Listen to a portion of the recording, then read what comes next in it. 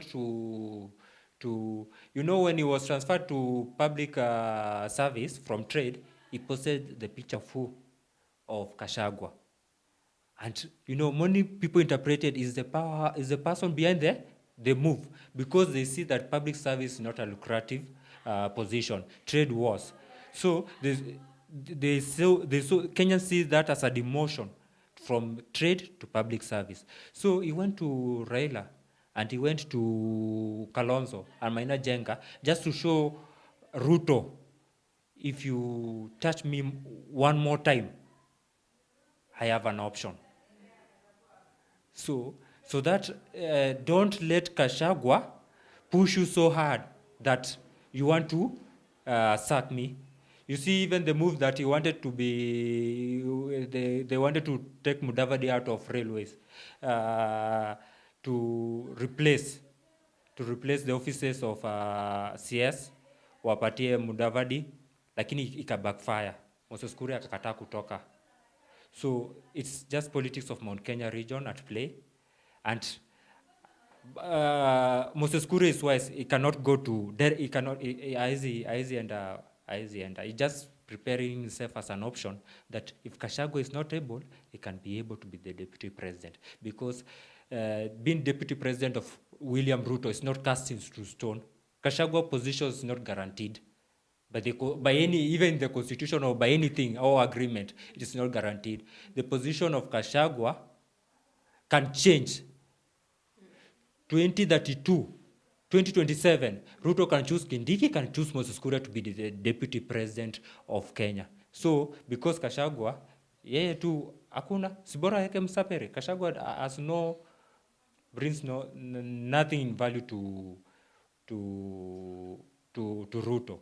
So the reason why he chose Gachagua instead of Kithure Kindiki, members of parliament chose by majority of voted for Kithure Kindiki because he's a professor and a smart politician. But Ruto chose Gachagua to contain Gachagua.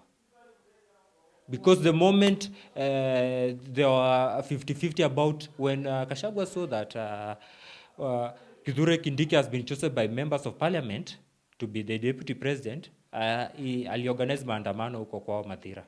Wamama wakaenda kwa barabara, watu wakaanza unrest, akaleta watu mpaka huko Karen kupiga kelele. So the political muscle that the deputy president Gachagua has is so big. It's not a threat that you can joke with. He has the money, he's a billionaire. He has the people. So Ruto saw that if I don't give this guy this position, I will have a revolt. I didn't want a revolt. But right now, Ruto has contained Mount Kenya, so he can choose any other person he wants. Yeah. This is sometimes hizi ndio vitu tunaitanga the rich kid boss boy games.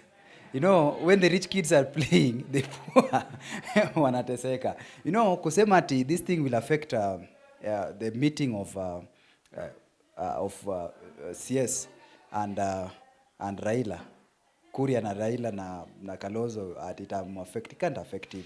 Unajua, as a politician, you have to be smart enough to play mind games. You have to be a good chess player. What do you mean? Now, if I have a problem, if I'm in if I'm between a hard rock, a rock and hard place, then I know how to maneuver. You see, right now, Kuria has a lot of enemies within the government. He has a lot of enemies from his fellow CSS, even his boss, the DP.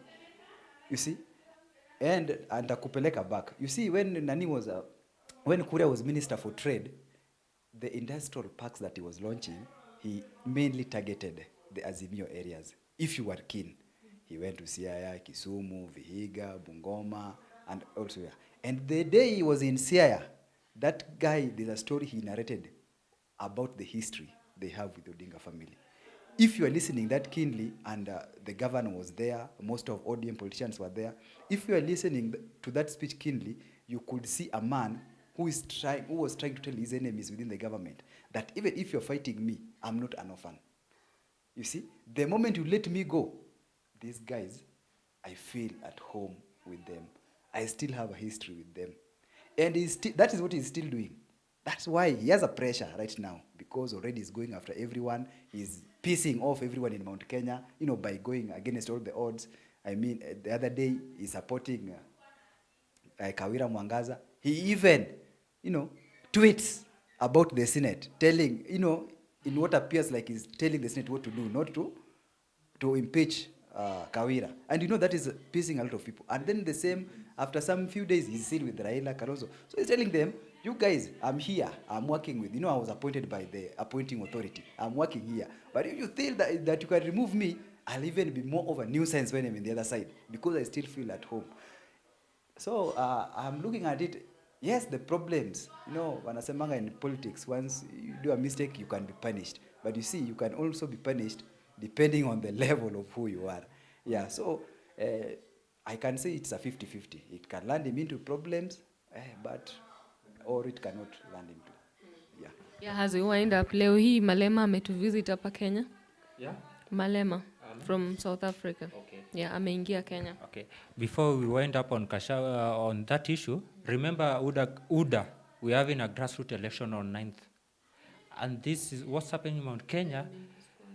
Yeah, it has, but the grassroots elections that will be happening for UDA is the bone of contention, what's happening in Mount Kenya. Because, Gachagua has his people. Even like I can talk about Nairobi. Nairobi, Sakaja has his people as the UDA governor. There is this man called Ali Badi amesimama anataka kiti ya chairman. I'm in his camp. There's Gakuya camp, the MP.